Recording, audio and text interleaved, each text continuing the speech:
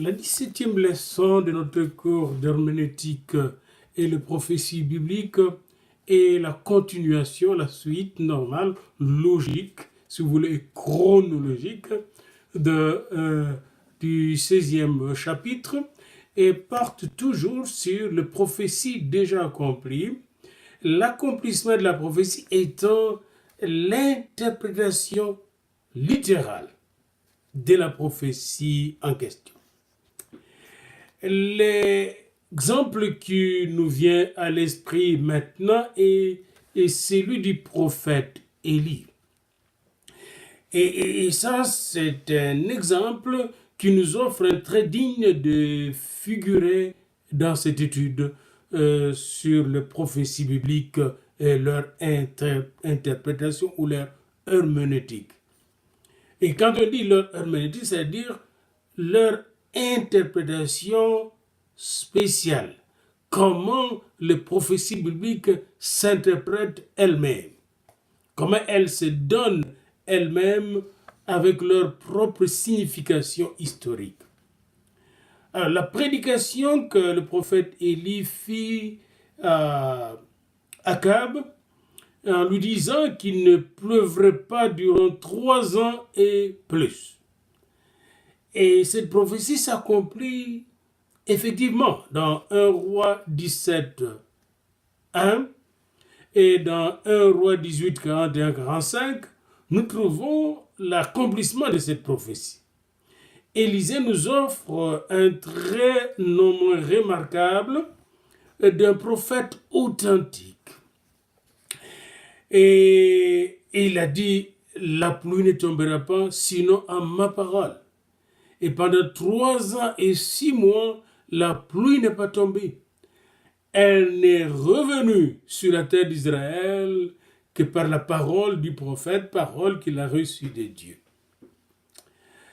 Le Syrien Hazaël veut le voir un jour, lui le prophète Élie, et pour qu'il s'enquille auprès du Seigneur touchant le roi de Syrie, son maître, qui était malade.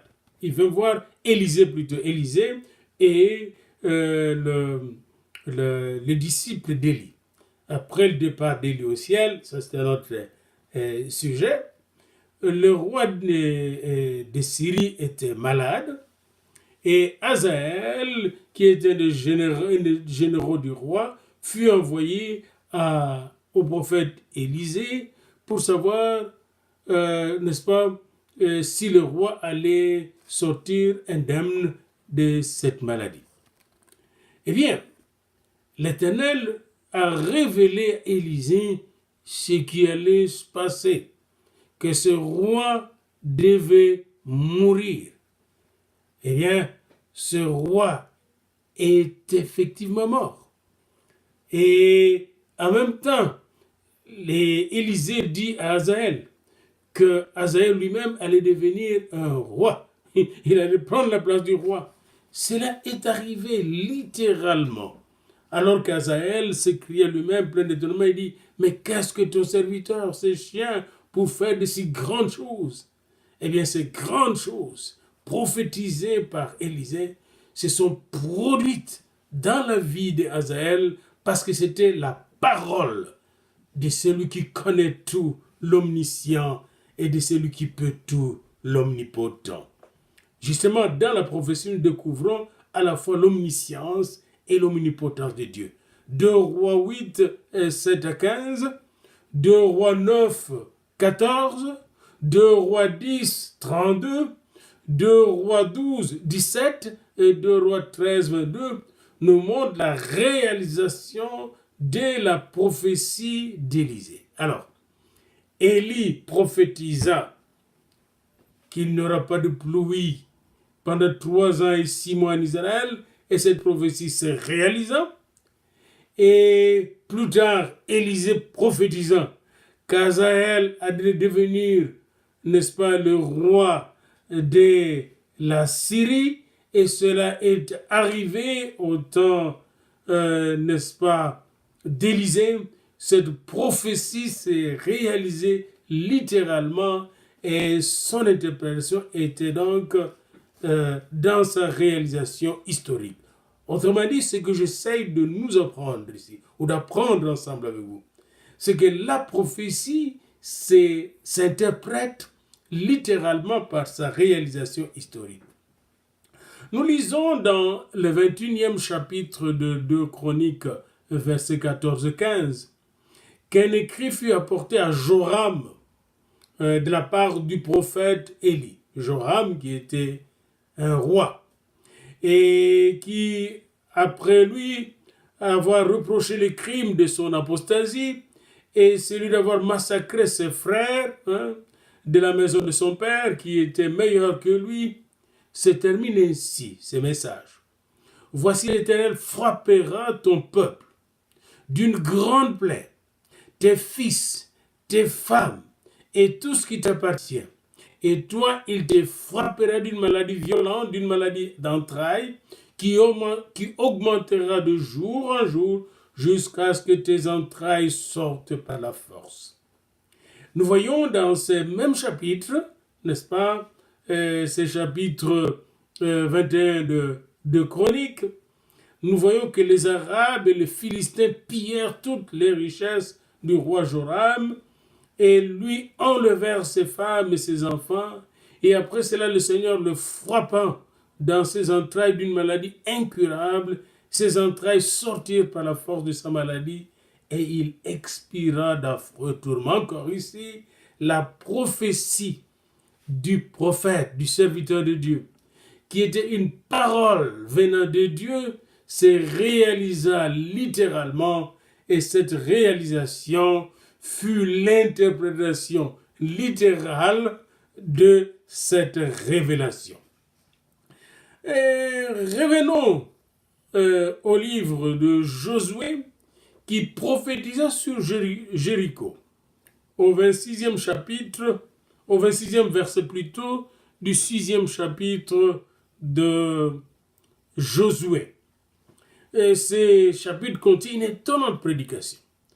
Écoutez ce que Josué dit dans ce 6e chapitre au 26e verset de son livre.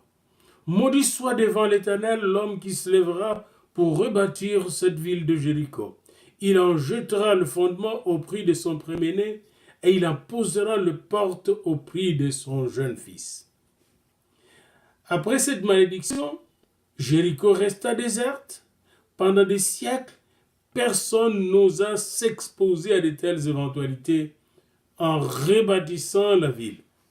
Et après une longue suite de juges et de rois, après des centaines d'années, Hiel de Bethel, Hiel, H-I-E-L, de Bethel, qui vivait sous le règne d'Akab, roi d'Israël, supposant probablement que le Seigneur avait oublié la malédiction prononcée par Josué contre Jéricho, osa rebâtir cette ville de Jéricho. Mais à peine en eut-il jeté le fondement, qu'Abiram, son premier-né, mourut. Puis, persévérant dans son endurcissement, il en construisit les portes et perdit Ségoub, le plus jeune de ses fils, ou de ses enfants, conformément aux paroles de Josué, selon 1 Roi 16, 34, cela arrivant littéralement. Nous pourrions donc remplir un volume de traits semblables disséminés dans la partie historique des Écritures saintes et nous verrons tous ensemble comment la parole de Dieu, prophétique de Dieu, se réalise. Alors, mais nous ne voulons pas investir notre temps dans cet inventaire de prophéties réalisées. Nous allons aborder promptement et plus en détail l'examen des livres de prophètes et de leurs prédictions contre Jérusalem, Babylone, Tyr, l'Égypte et diverses autres nations. Et nous verrons comment les prophéties se réalisent historiquement. Commençons par le rêve de Nebuchadnezzar et ce sera la fin de cette 17e leçon. Babylone, ville la plus ancienne et la plus célèbre du monde, évidemment, après l'Égypte. après les villes d'Égypte qui étaient les plus anciennes. Babylone était agréablement située sur les bords d'une importante rivière qui serpentait majestueusement à travers le plain de Shinar, non loin de l'endroit où s'élevait jadis la tour de Babel. Divisée en 4 parties principales, entourée d'une muraille de plus de 300 pieds de haut et d'une circonférence de 20 lieues, et décorée de 100 portes d'airain bardées de fer, dont 25 situées dans chaque division, qui donnait naissance à autant de rues longues de 5 lieues dans l'intérieur de la ville.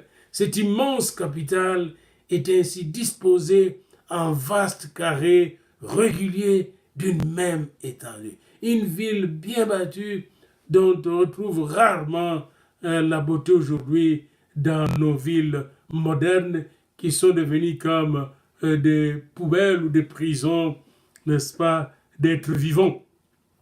Au centre des grandes places de la ville de Babylone, on voyait des splendides jardins ordonnés d'arbustes et de fleurs et des promenades couvertes d'arbres, et les maisons donnant directement sur les rues étaient bâties aux extrémités des carrés.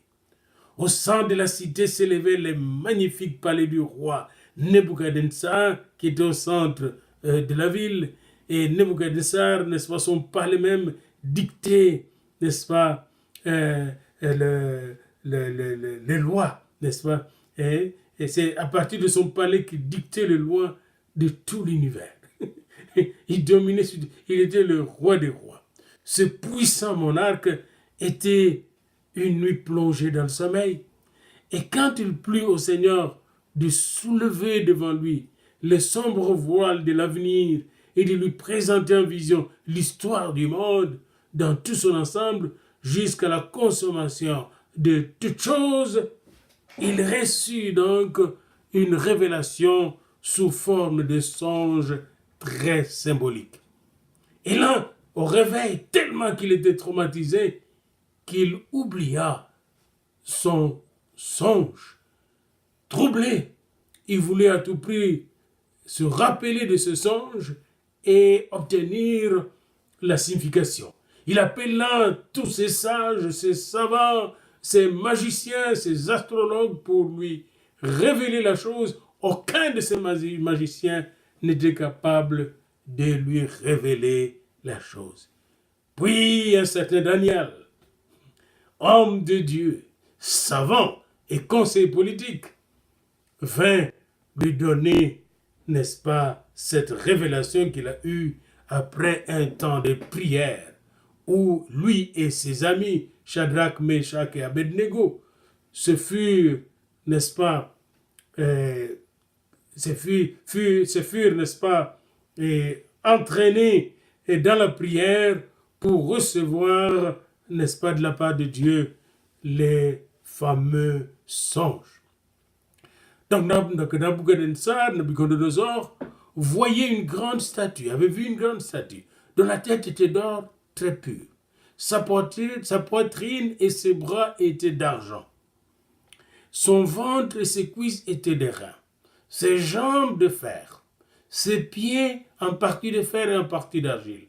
Et regardez lorsqu'une pierre se détacha sans le secours d'aucune main, frappa le pied de fer et d'argile de la statue et les mit en pièces. Alors le fer, l'argile, l'airain, le fer, l'argile, l'airain, l'argent et l'or furent brisés, pulvérisés ensemble et devinrent comme la balle qui s'échappe d'une aire en été.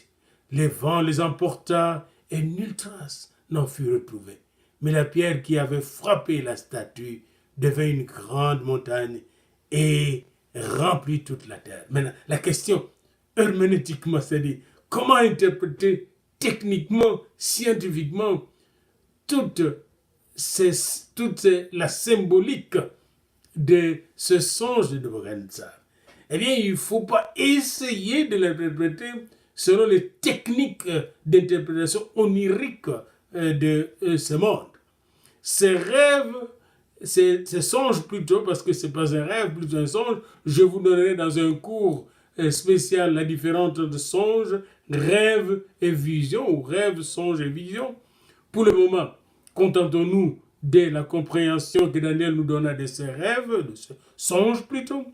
Lorsque Daniel fut amené devant le roi pour lui dire quel songe et quelle était la signification du songe, il s'écria: il y a dans le ciel, n'est-ce pas, un Dieu qui révèle les secrets et qui fait connaître au roi Nebuchadnezzar ce qui arriva dans la suite des temps. Autrement dit, de la même manière que le grec croyait qu'il y avait Hermès qui donnait des oracles, des révélations, de la même manière, Daniel connaissait en même temps, parce qu'il avait la connaissance de Dieu, qu'il y a un Dieu dans le ciel qui révèle le secret et qui fit connaître au roi Nebuchadnezzar ce qui arrivera dans la suite des temps. Et il expliquant, il interprétant ce songe à Nebuchadnezzar. Il lui dit: au roi, tu es le roi des rois, car le Dieu des cieux t'a donné l'empire, la puissance, la force et la gloire. Il a remis entre tes mains en quelques lieux qu'ils habitent les enfants des hommes, les bêtes de champ et les oiseaux du ciel. Et il t'a fait dominer sur eux. C'est toi la tête d'or. Et là, le roi était content. C'est lui la tête d'or. Après toi, même si il y a un après, il y a un avant, Nabucodonosor, et il y a eu un après. Comme il y a un avant nous autres, et un après nous autres. On n'est pas éternel ici-bas. Il y a un avant de chaque roi, de chaque chef d'État, de chaque empereur et de chaque président, comme il y a un après. Après toi, donc, il s'élèvera un autre royaume, moindre que le tien, puis un troisième royaume qui sera des reins et qui dominera sur toute la terre. Il y aura un quatrième royaume fort comme du fer. Et de même que le fer brise et rompt tout, il brisera et rompra tout, comme le fer qui met tout en pièces. Et comme tu as vu les pieds et les orteils en partie d'argile, de potier et en partie de fer, ce royaume sera divisé. Mais il y aura en lui, dans ce royaume-là, quelque chose de la force du fer. Parce que tu as vu le fer mêlé avec l'argile. Et comme le doigt est en partie fragile, comme le doigt, n'est-ce pas, il y aura en lui quelque chose de la force du fer, parce que tu as vu le fer mêlé avec l'argile. Et comme le doigt des pieds était en partie de fer et en partie d'argile, les doigts de pied étaient en partie de fer et en partie d'argile, ce royaume sera en partie fort et en partie fragile. Nous sommes dans ce royaume depuis la fondation de Rome. Tout le reste de l'histoire de l'humanité aujourd'hui, c'est Rome.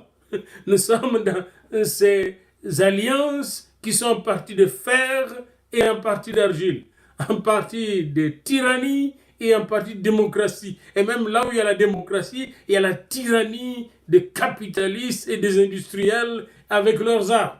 Nous sommes dans ce royaume. Tu as vu le fer mêlé avec l'argile parce qu'ils se mêleront par des alliances humaines. Auparavant, il y avait l'alliance de l'OTAN, n'est-ce pas, d'un côté, puis il y a l'alliance soviétique avec, n'est-ce pas, tout l'empire soviétique et les pays de l'Est.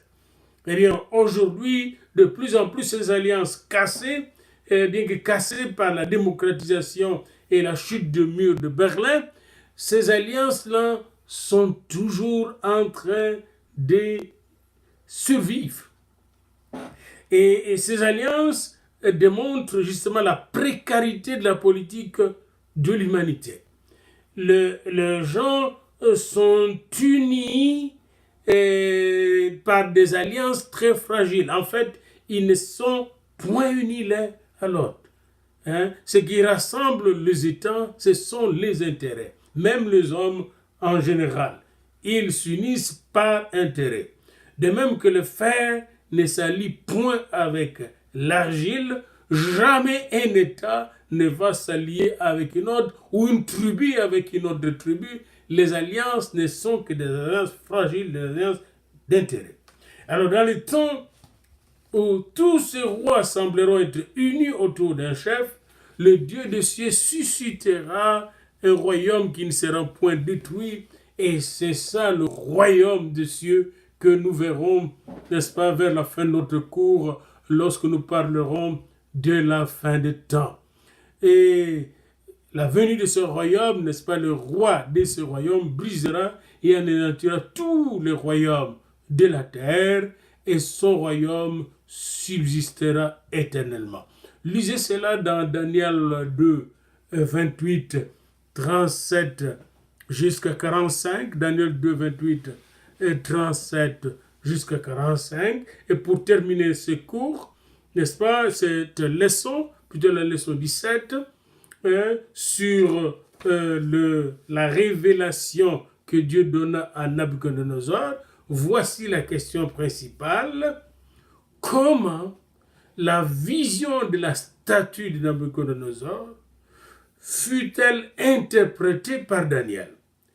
Quelle fut l'herméneutique de Daniel, qui permit à Daniel de comprendre et d'expliquer cette vision?